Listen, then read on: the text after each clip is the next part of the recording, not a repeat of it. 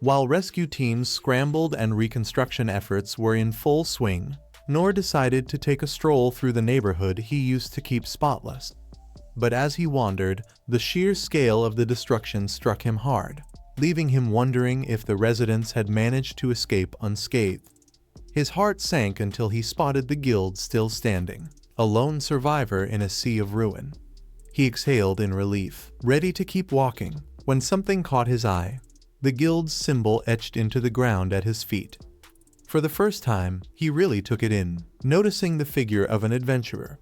The image stirred up old memories back when Noor had tried to become an adventurer himself.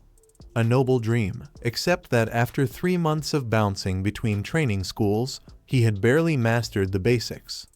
15 years earlier, Noor had eagerly joined a swordsman training school, head full of dreams and hands clutching the guild's permission slip like a golden ticket. He met the Sword Sovereign, who agreed to train him provided Noor could handle the grueling schedule. Spoiler alert, it was brutal. From dawn till the dead of night, Noor and his peers swung their swords until their arms felt like lead. By the 3rd day, the Sword Sovereign was certain Noor wouldn't last. 10 days later, Noor was still standing, even if it was on shaky legs. The first big test came soon after, parrying a giant wrecking ball. Sounds easy, right? The first student took one look at it and bolted. Noor, being Noor, stepped up. The ball barreled toward him like an angry bull, and somehow he managed to deflect it. The downside: he broke his shoulder in the process and dropped his sword. Rookie mistake. The Sword Sovereign reminded him. A true swordsman never loses grip of their weapon, even if they're falling apart. Not one to back down, Noor grabbed his sword with his other arm, ready to take on the wrecking ball again. That was the moment the Sword Sovereign realized Noor had potential, though maybe more guts than sense. Later, Noor, ever the eager student, asked when he'd get to learn actual sword techniques. The Sword Sovereign told him that skills couldn't just be taught on command. But Noor, being persistent, asked for a demonstration anyway. The Sword Sovereign humored him, stepping outside and casually slicing through a dozen leaves mid-air with lightning speed. Noor was both impressed and a little disheartened. The moves were so fast, he could barely keep up. Still, he managed to observe enough to earn the Sword Sovereign's approval. Despite his persistence, 3 months went by, and while Noor had become a master of parrying, that was about it. The Sword Sovereign eventually admitted that parrying alone wouldn't make him an adventurer. Time for Plan B. Next up was the Shield Sovereign School, though Noor couldn't shake the feeling that he didn't quite belong.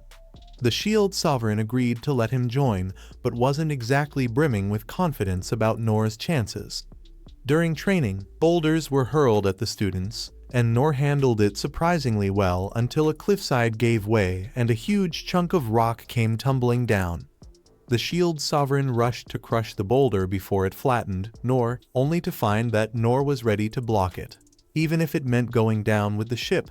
The Shield Sovereign was impressed by Noor's fearlessness, believing he could shape him into an unbreakable shield. Unfortunately, after 3 months of training, Noor only managed to grasp basic body strengthening, and the Shield Sovereign, with a heavy heart, advised him to explore other options. Determined as ever, Noor enrolled at the Bow Sovereign's training school.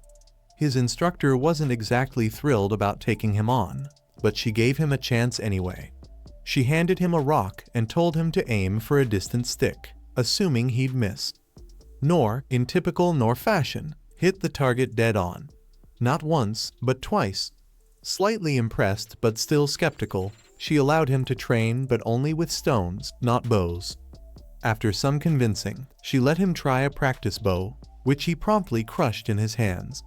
One bow after another met the same fate until she handed him her personal bow, confident he couldn't possibly break it. He broke it too. Frustrated beyond words, she told him to stick to throwing stones. Curious about his uncanny accuracy, the Bow Sovereign asked where he had learned to throw like that. Noor simply shrugged and said, "No one taught me. I just threw."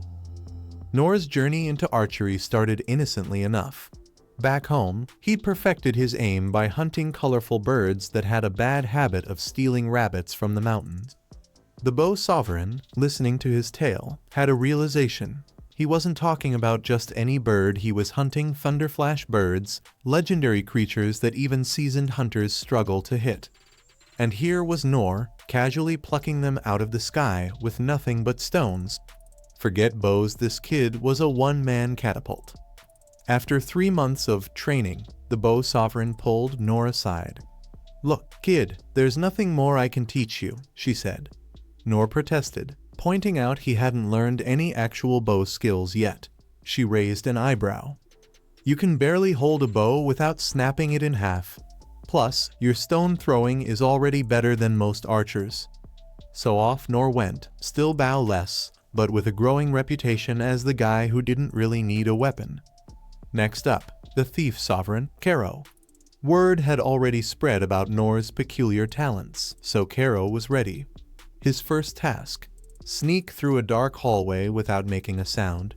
Nor did surprisingly well for a rookie. He avoided obstacles like a pro, but was still a bit too clumsy to pass Karo's stealth radar. Then came the real test: navigating a trap-filled hallway to reach a treasure chest.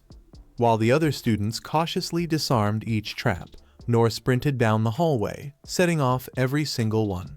But, with his absurd reflexes, he dodged everything the traps threw at him. Karo watched, somewhere between awe and confusion. "The point was to avoid the traps, not trigger them all," he said, shaking his head. By the end of Nor's training, Karo conceded. "You've got the awareness of a spy, but subtlety, not your strong suit." Still, he offered Nor a job in the capital's intelligence agency if adventuring didn't work out. Undeterred, Nor knocked on the Mage Sovereign's door next. Oaken, amused by Nor's youth and persistence, agreed to give him a shot, especially after hearing about Nor's less-than-conventional training history. But after 2 long months, Nor still hadn't cast a single spell. Oaken suspected Nor didn't have the natural mana flow needed for magic. His solution? The Mana Resonance Pod, a high-risk, high-reward device that could unlock latent magical potential, or, kill you. Nor, naturally, jumped right in. Days passed, and Oaken got nervous. When he finally checked on Nor, he expected to find a charred skeleton. Instead, he found Nor meditating, completely unbothered by the danger. Nor even kicked Oaken out of the pod, saying he was close to a breakthrough.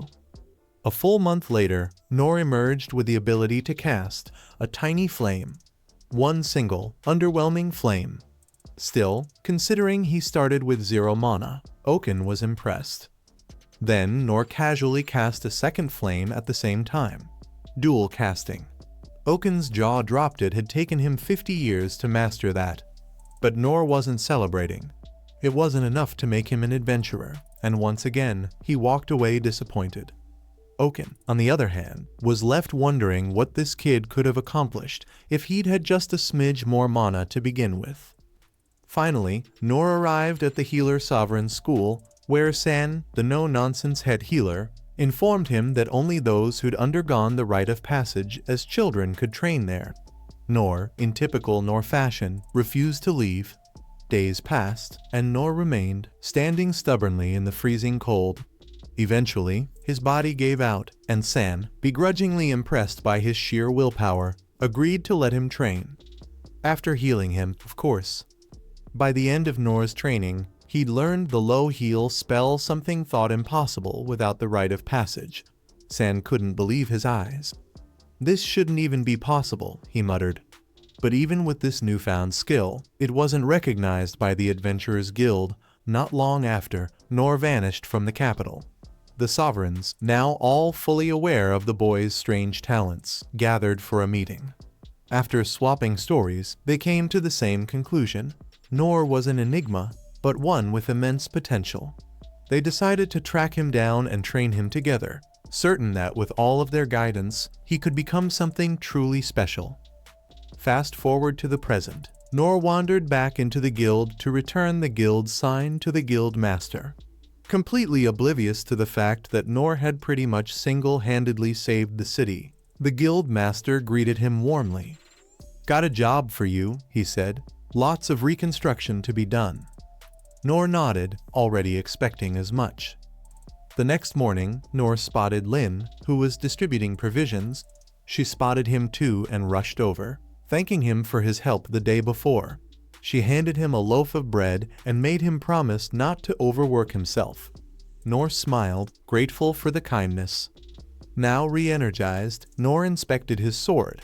It was sturdy and reliable, though he figured it would probably be better suited for a real adventurer.